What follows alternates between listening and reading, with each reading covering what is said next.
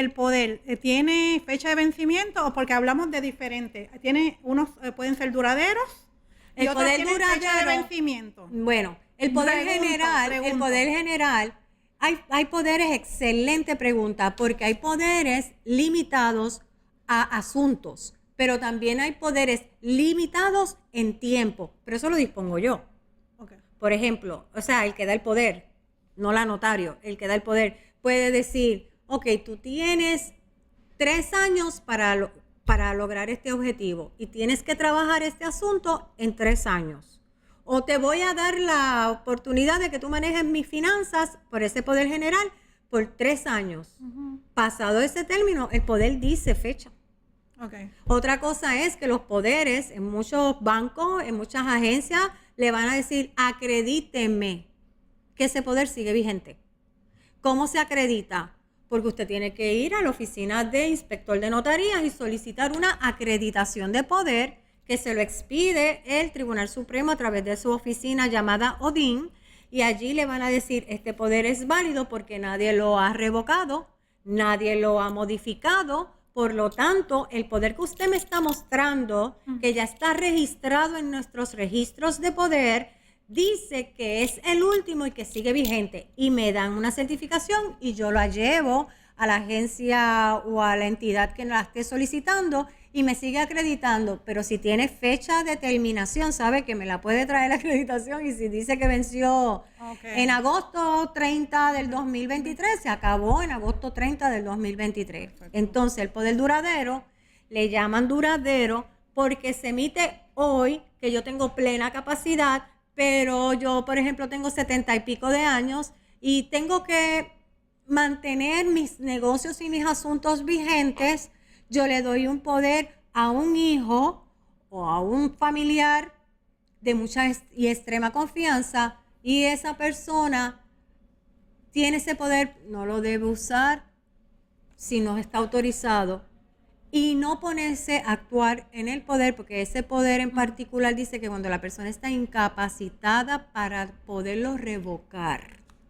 Esa era una pregunta que iba a hacer. Okay, o sea, yo estoy incapacitada para poderlo revocar, y no es una incapacidad física, simplemente yo no puedo llamar al notario Brignoni, revócame el poder que le di a mi hijo, corre, por favor, revócalo, dile que yo lo revoco, ven que yo te lo firmo. Yo eso no lo puedo hacer, o sea, ese cliente no lo puede hacer.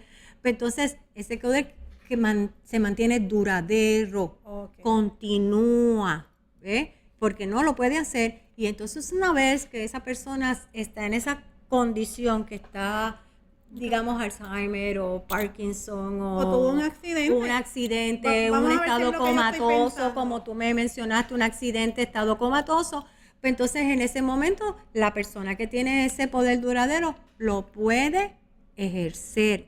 O sea, y ahí entramos entonces luego a las tutelas. Ok, está bien.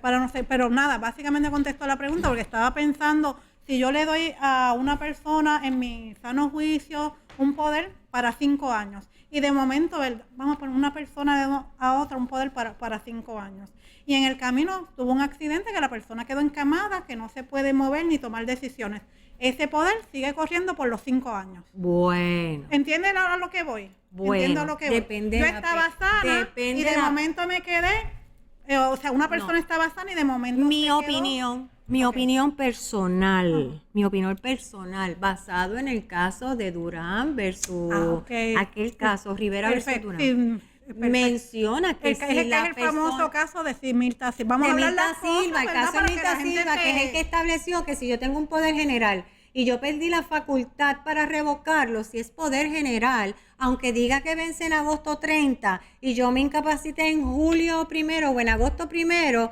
si es así, no tiene validez porque yo perdí mi capacidad de revocarlo, aunque llegue al 30, porque es poder general. Si fuera poder duradero, si yo me incapacité el 1 de julio, y vamos a suponer que en el poder duradero, que se puede hacer, ¿verdad? No hay nada que diga que no, que lo impida. Poder duradero, y lo hice hasta agosto 30, ese poder duradero, con ese apellido duradero, pues ese va a tener eficacia hasta el 30. Lo único que de ahí en adelante, qué tremendo es escenario.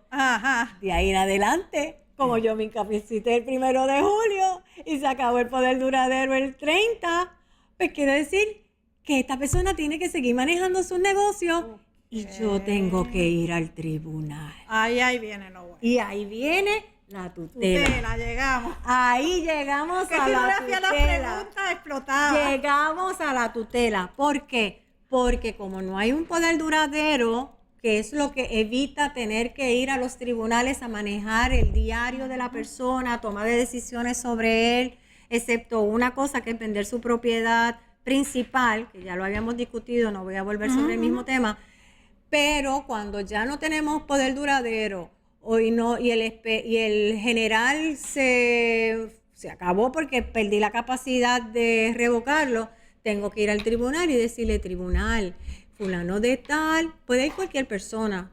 ¿Cualquiera? Bueno, Puede ser sí, puede ir cualquier persona. Aunque no sea en línea sanguínea. Porque me está diciendo cualquier Puede ir persona. hasta un acreedor. Ok. Pero eso está en el Código de Enjuiciamiento Civil. Pero Puede ir hasta un acreedor. Puede ir un acreedor para asegurar tomarlo con pinzas, Sí, por porque eso eso es más se presta para complicado. Ok.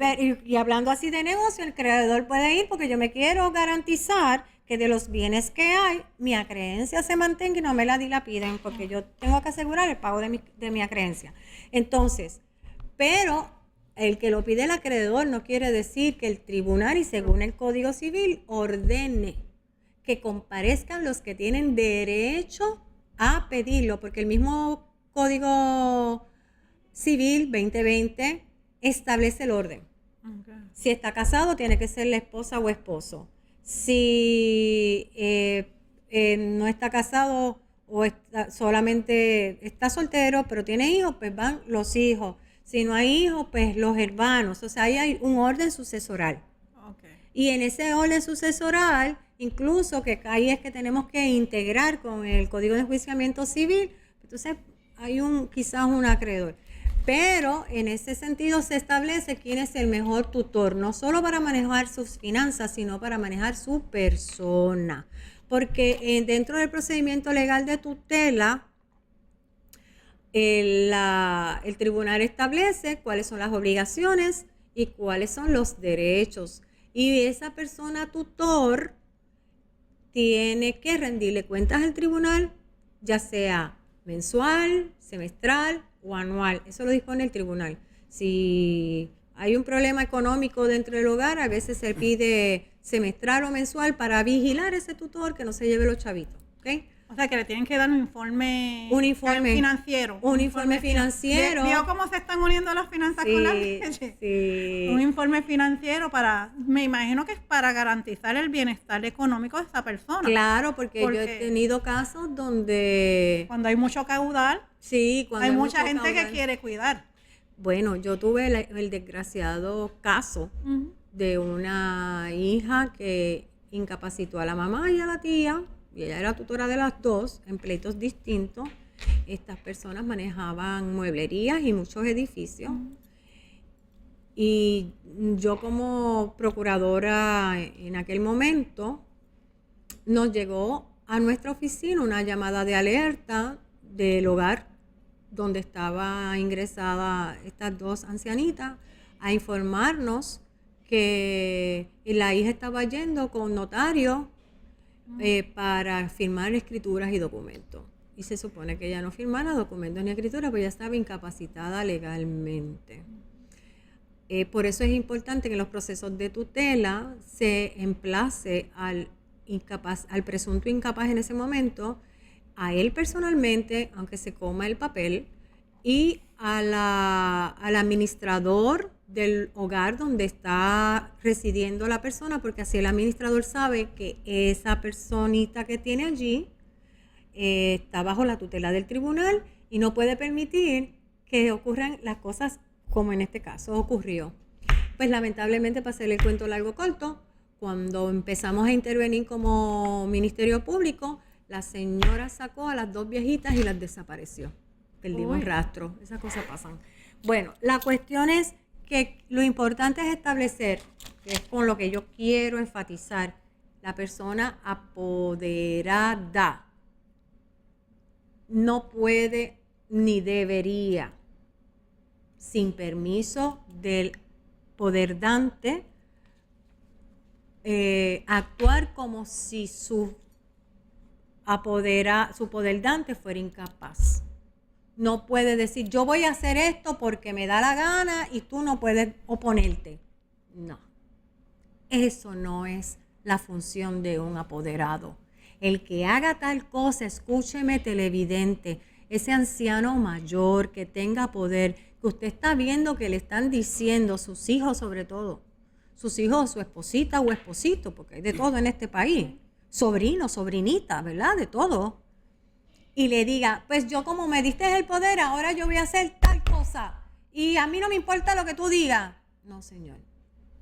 Usted llame corriendo a alguien que le pueda resolver y revoque inmediatamente el poder.